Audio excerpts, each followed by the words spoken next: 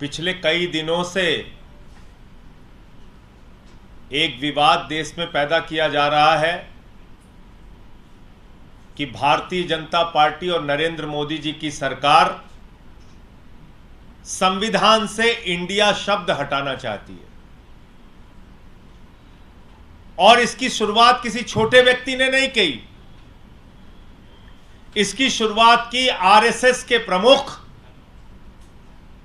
मोहन भागवत जी ने।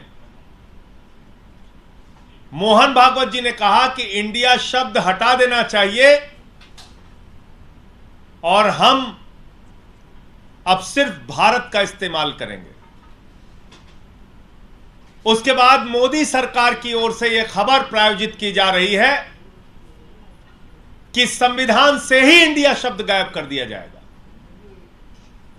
मैं नरेंद्र मोदी जी को, आरएसएस के लोगों को, भारतीय जनता पार्टी के लोगों को यह कहना चाहता हूं, बाबा साहब डॉक्टर भीमराव अंबेडकर से इतनी नफरत क्यों करते हो? बाबा साहब डॉक्टर भीमराव अंबेडकर के प्रति इतनी नफरत तुम्हारे मन में क्यों है? एक कुंठा है आरएसएस में, एक कुंठा है बीजेपी में कि उनसे जुड़ा हुआ कोई व्यक्ति इस देश के लिए कोई किताब नहीं लिख पाया, कोई मार्गदर्शन नहीं दे पाया, हमेशा नफरत फैलाने का काम किया। लेकिन वंचित समाज से उठकर बाबा साहब डॉक्टर भीमराव अंबेडकर ने देश का संविधान लिख दिया। इस बात की कुंठा आरएसएस के मन में है, बीजेपी के मन में है, और यह कुंठा उनको सताती रहती है। वो परेशान रहते हैं इस बात से कि कैसे बाबा साहब को अपमानित किया जाए, कैसे उनके सम्मान को कम किया जाए, कैसे उनके द्वारा लिखे गए संविधान को बदला जाए। और अब तो उन्होंने हद कर दी। पहला, संविधान की पहली धारा पढ़िए, आर्टिकल 1 कॉन्स्टिट्यूशन ऑफ इंडिया। बाबा साहब डॉक्टर भीमराव अंबेडकर के द्वारा लिखे गए संविधान की पहली धारा पढ़िए। इसमें लिखा हुआ है, India that is Bharat shall be union of states. यह लिखा हुआ है, यह लिखा हुआ है। तो बाबा साहब डॉक्टर भीमराव अंबेडकर के द्वारा लिखे गए संविधान की पहली धारा को नरेंद्र मोदी जी बदलकर अपनी नफरत का प्रदर्शन कर रहे हैं, अपनी घृणा का प्रदर्शन कर रहे हैं, राष्ट्रीय स्वयंसेवक संघ की मानसिकता का प्रदर्शन कर रहे हैं, जो नफरत उनके मन में बाबा साहब के प्रति, इस देश के करोड़ों दलितों और आदिवासियों के प्रति, इस देश के वंचित समाज के प्रति है। और इसलिए मैं आरएसएस, बीजेपी और नरेंद्र मोदी जी को आगाह करना चाहता हूं, ऐसी साहस और ऐसी हिम्मत मत कीजिएगा बाबा साहब के संविधान को बदलने की, भारत के संविधान को बदलने की, उनके द्वारा लिखी गई पहली धारा को बदलने की कोशिश मत कीजिएगा। जहां तक इंडिया गठबंधन का सवाल है, हमने क्या लिखा? जुड़ेगा भारत, जीतेगा इंडिया। इसके बाद से इतना परेशान है मोदी जी, इतना घबराए हुए हैं, इतनी घबराहट उनको सता रही है दिन रात, कि वो कह रहे हैं कि हम बाबा साहब का भी अपमान करेंगे और इंडिया शब्द ही संविधान से हटा देंगे। और ये बात अपने आप में कितनी खतरनाक है। IIT, Indian institute of technology, IIM में इंडिया, इसरो में इंडिया, एम्स में इंडिया, कहां कहां से इंडिया हटाओगे? और मैं तो सोच रहा हूं कि भारत की सरकार, नरेंद्र मोदी जी, इस देश के ऊपर तीसरी नोटबंदी लागू कर देगी। क्योंकि मैंने ये नोट देखी, ये 100 रुपए की नोट, इसमें क्या लिखा हुआ है? Reserve bank of India. इसमें लिखा हुआ है रिजर्व बैंक ऑफ इंडिया। अब इसमें अगर लिख दिया जाएगा रिजर्व बैंक ऑफ भारत, तो नोट तो चलेगी नहीं। तो पूरे देश में नोटबंदी लागू करने जा रहे हैं Modi ji. Reserve bank of India के नीचे क्या लिखा हुआ है? रिजर्व बैंक ऑफ इंडिया के नीचे लिखा हुआ है गारंटीड बाय सेंट्रल गवर्नमेंट भी लिखा हुआ है और रिजर्व बैंक ऑफ इंडिया भी लिखा हुआ है। मोदी जी, क्या आप इस देश में तीसरी नोटबंदी लागू करना चाह रहे हैं? जो लोग अपने घरों में पैसा लेके, जिनके पास पैसा है 100 की, 500 की, 200 की नोट है, वो लाइन में फिर खड़े होंगे पूरा देश, क्योंकि आप इस नोट से भी इंडिया हटा देंगे। पहले कहेंगे सब लोग नोट जमा करो। ये कैसी मानसिकता है आपकी? क्या करना चाहते हैं? आपसे कुछ होता तो है नहीं। 2 करोड़ रोजगार देना है नौजवानों को, नहीं होता आपसे। किसानों का फसल का दाम दोगुना करना है, नहीं होता आपसे। महंगाई कम करनी है, डीजल का, पेट्रोल का, सरसों के तेल का, गैस के सिलेंडर का, किडनी का, कैंसर का, टीवी की, हार्ट की दवा का, सबका दाम बढ़ाते जाते हो। कहा था 2022 15 अगस्त तक सबको पक्का मकान दे दोगे, वो भी नहीं होता। 15 लाख हर खाते में दे दोगे, वो भी नहीं होता आपसे। तो आपसे कोई काम तो इस देश के लिए होता नहीं। देश की भलाई आपको करनी नहीं, बस मणिपुर में दंगा हो जाए डबल इंजन की सरकार में, दिल्ली में दंगा हो जाए, मेवात में दंगा हो जाए, कैसे देश के अंदर नफरत फैले, इस बात की चिंता सताती रहती है आपको। तो इसलिए ये जो एक कोशिश है, एक नापाक इरादा जो मोदी सरकार का है, इसका हम लोग विरोध करेंगे और बाबा साहब डॉक्टर भीमराव अंबेडकर जी का अपमान, भारत के संविधान का अपमान, इस देश की जनता, इस देश के करोड़ों दलित, आदिवासी, वंचित समाज के लोग और जिनकी आस्था बाबा साहब में है, वो कतई इस बात को बर्दाश्त नहीं करेंगे। दूसरा, एक वीडियो कल से बड़ी चर्चा में आया है। एक 68 साल की उम्र में शादी हुई है। मुझे इसमें आपत्ति नहीं, 88 साल की उम्र में भी शादी हो, कोई दिक्कत नहीं, उनका व्यक्तिगत मामला है। 90 साल की उम्र में भी तीसरी नहीं चौथी शादी हो, हमारी शुभकामनाएं हैं, कोई उसमें दिक्कत नहीं है। लेकिन वो व्यक्ति कौन है और उसका रिश्ता भारत की सरकार से क्या है, यह बहुत महत्वपूर्ण बात है। देश के वरिष्ठ वकील, अधिवक्ता हरीश साल्वे जी की एक तस्वीर कल से सोशल मीडिया पर वायरल हो रही है। हरीश साल्वे जी कौन है? नरेंद्र मोदी जी के सबसे चहेते वकील। महाराष्ट्र का मामला हो, हरीश साल्वे। देश में कभी भी भारतीय जनता पार्टी की मोदी सरकार को बचाना हो, हरीश साल्वे। और तो और भारत के पूर्व राष्ट्रपति रामनाथ कोविंद जी के साथ हाई लेवल कमेटी बन रही है, और वो हाई लेवल कमेटी जो बन रही है उसमें उनको यह तय करना है कि लोकतंत्र को मजबूत करने के लिए 1 नेशन 1 इलेक्शन पे अपनी रिपोर्ट देना है। जो व्यक्ति देश के पूर्व राष्ट्रपति रामनाथ कोविंद जी के साथ बैठेगा, जो व्यक्ति अमित शाह जी के साथ बैठेगा, वो व्यक्ति कल एक वीडियो में देखा गया अपने शादी में देश के भगोड़े के साथ, हजारों करोड़ रुपए हिंदुस्तान का लूटने वाले व्यक्ति के साथ, ललित मोदी के साथ उसका वीडियो वायरल हो रहा है। और दूसरा, एक और व्यक्ति जिसके खिलाफ ईडी की कार्रवाई चली है, मोइन कुरैशी, उसके साथ भी उसकी फोटो, तस्वीर और वीडियो दिख रही है। मोदी जी, आपको तो ललित मोदी मिलता नहीं, आपको ललित मोदी नहीं मिलता।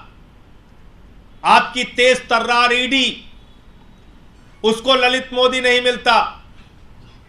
आपके सीबीआई को, आपकी जांच एजेंसियों को ललित मोदी नहीं मिल रहा है। लेकिन उसकी तस्वीर कभी सुष्मिता सेन के साथ आती है, कभी आपके सबसे चहेते और प्रिय वकील हरीश साल्वे के साथ आती है। यह मसला क्या है, यह माजरा क्या है, इसके पीछे की कहानी क्या है? क्या आपने संरक्षण दे रखा है? क्या आपके कहने पर हरीश साल्वे ललित मोदी को बचाने के लिए काम कर रहा है?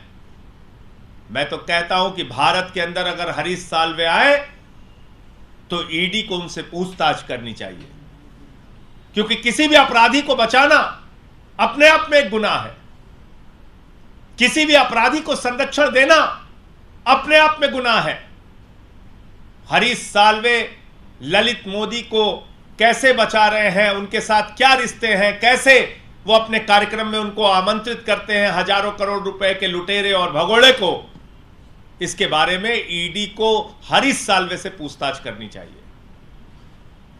अब वो पूछताछ कैसे करेंगे? अगर ऊपर के आका मोदी जी नहीं कहेंगे तो पूछताछ तो होगी नहीं, कार्रवाई होगी नहीं। तो इसीलिए मैं कहता हूं कि एक्सटॉर्शन डिपार्टमेंट जो है इसको बंद कर देना चाहिए।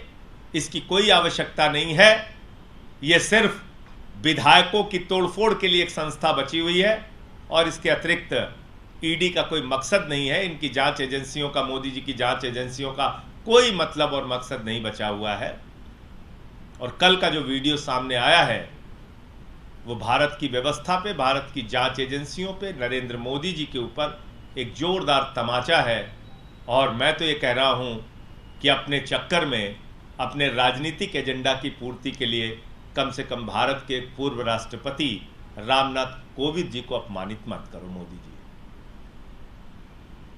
उनको जब सम्मान देना था, प्रभु श्री राम के मंदिर का शिलान्यास हो रहा था, तो जो एक घृणित मानसिकता है बीजेपी और आरएसएस के मन में, वहां पे भागवत जी जाते हैं, वहां पे योगी आदित्यनाथ जाते हैं, योगी आदित्यनाथ के साथ उत्तर प्रदेश की राज्यपाल जाती हैं, लेकिन भारत के प्रधानमंत्री जाते हैं तो भारत के तत्कालीन राष्ट्रपति, क्योंकि वो दलित समाज से आते हैं, रामनाथ कोविंद जी, उनको नहीं बुलाया गया अयोध्या के प्रभु श्री राम मंदिर के शिलान्यास में। लेकिन जब उनको बदनाम करना है, उनको फंसाना है, उनको एक विवादित विषय में लाना है, तो आप रामनाथ कोविंद जी को वन नेशन वन इलेक्शन की कमेटी में डाल रहे हैं। और तर्क भी इतने हास्यास्पद देते हैं, मजाकिया, कि उस पर भी हंसी आती है। कहते पैसा बचेगा, पैसा बचेगा। अरे भाई, पैसा कैसे बचेगा जरा मुझे बताओ। पूरे देश का चुनाव एक साथ कराओगे तो क्या विधानसभा के चुनाव के लिए ईवीएम की मशीन का प्रचार का इस्तेमाल नहीं करोगे? क्या लोकसभा के चुनाव के लिए ईवीएम की मशीन का प्रचार का इस्तेमाल नहीं करोगे? पूरे देश का चुनाव एक साथ भी कराओगे तब भी तो पैसे का खर्च होगा। दूसरी बात, आप क्या करना चाहते हैं? अगर मान लीजिए लोकसभा 5 साल के लिए बनी, लेकिन 2 साल के अंदर सरकार गिर गई, तो वन नेशन वन इलेक्शन का सपना चकनाचूर हो जाएगा।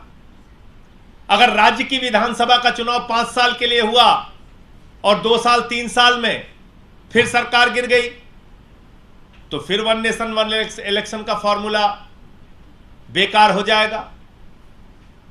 और वन नेशन वन इलेक्शन के पीछे जो एक बड़ा खतरा है, जिसकी ओर इशारा किया आदरणीय केजरीवाल जी ने कल, कि भाई अगर 5 साल में ही एक बार चुनाव होगा, तो अभी तो कम से कम राज्यों के चुनाव रहते हैं तो कुछ डर रहता है। जैसे मान लीजिए अभी 3 राज्यों के चुनाव थे, 5 राज्यों के, तेलंगाना के, मिजोरम के, छत्तीसगढ़ के, मध्य प्रदेश के, राजस्थान के, तो मोदी जी ने कहा कि 5 राज्यों के चुनाव है, 200 रुपए सिलेंडर कम कर दो।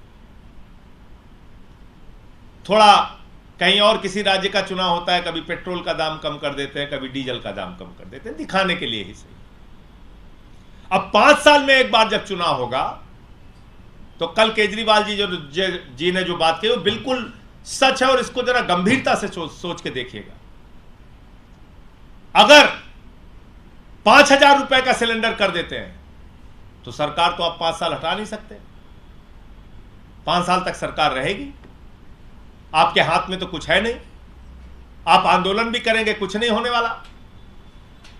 अगर 1,500 रुपए का टमाटर बिका, आप आंदोलन करते रहिए, मौका तो आपको 5 साल के बाद आएगा।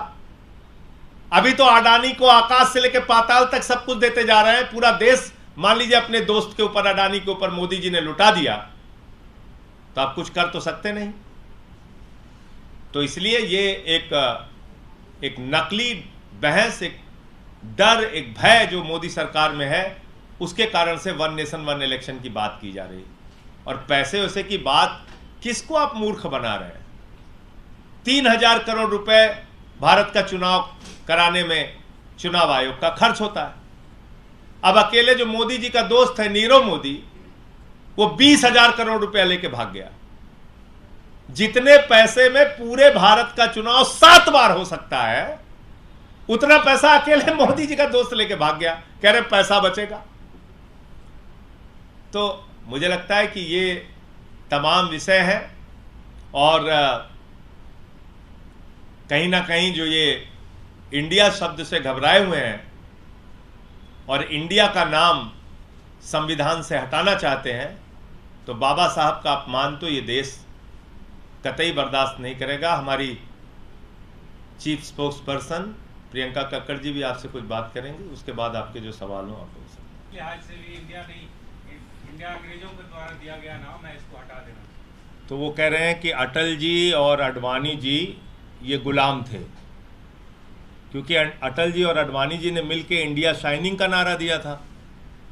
अगर भाजपा ये कह रहे हैं तो बताना चाहिए उनको, इंडिया शाइनिंग का नारा किसने दिया था? अटल जी ने, आडवाणी जी ने। तो लोग गुलाम थे। किसके गुलाम थे और किस गुलामी के प्रतीक थे अटल जी और आडवाणी जी? उनको भी छोड़ दीजिए। मोदी जी ने मेक इन इंडिया का नारा दिया, स्टार्टअप इंडिया का नारा दिया, डिजिटल इंडिया का नारा दिया। तो मोदी जी गुलाम है, गुलामी के प्रतीक है मोदी जी। किसके गुलाम है भाई मोदी जी? बताएं मोदी जी किसके गुलाम है? किस गुलामी के प्रतीक है नरेंद्र मोदी? इसको बताइए। अब आ जाइए बाबा साहब डॉक्टर भीमराव अंबेडकर के आर्टिकल 1 जो कॉन्स्टिट्यूशन में उन्होंने लिखा, India that is Bharat shall be union of states. तो क्या बाबा साहब डॉक्टर भीमराव अंबेडकर गुलामी के प्रतीक थे? यह मानसिकता है बीजेपी की, यह सोचते हैं आरएसएस वाले। इसलिए मैं कह रहा हूं, बाबा साहब के सम्मान के साथ खिलवाड़ मत करो, देश के संविधान के साथ छेड़छाड़ मत करो। और जहां तक इंडिया गठबंधन का सवाल है, हमने तो बाबा साहब के द्वारा आर्टिकल 1 में दिए गए दोनों शब्दों को लिखा, जुड़ेगा भारत जीतेगा इंडिया। हमने लिखा है, देख लीजिए आप। हमारी टैगलाइन क्या है? जुड़ेगा भारत जीतेगा इंडिया। हमने तो बाबा साहब के दोनों शब्दों को लिया। मतलब ये कह रहे हैं कि इसरो जो है वो गुलामी का प्रतीक है, क्योंकि उसमें इंडिया लिखा हुआ है। आईआईटी गुलामी का प्रतीक है, आईआईएम गुलामी का प्रतीक है, एम्स गुलामी का प्रतीक है, रिपब्लिक ऑफ इंडिया का जो पासपोर्ट लेके जाते हैं वो सब गुलाम है, गुलामी के प्रतीक है वो सब। ये कहना चाहते हैं। इसलिए मैं कहता हूं ये अनपढ़ों की जमात है भाजपाइयों की, और इनके मन में कुंठा है कि बाबा साहब ने संविधान कैसे लिख दिया, कोई संघी क्यों नहीं लिख पाया। तो इसलिए वो कुंठा बार बार इस रूप में सामने आती है। लेकिन तुम्हारे इन प्रयासों से बाबा साहब का सम्मान इस देश में कम होने वाला नहीं है, और भारत के संविधान का महत्व देश और दुनिया में कम होने वाला नहीं है।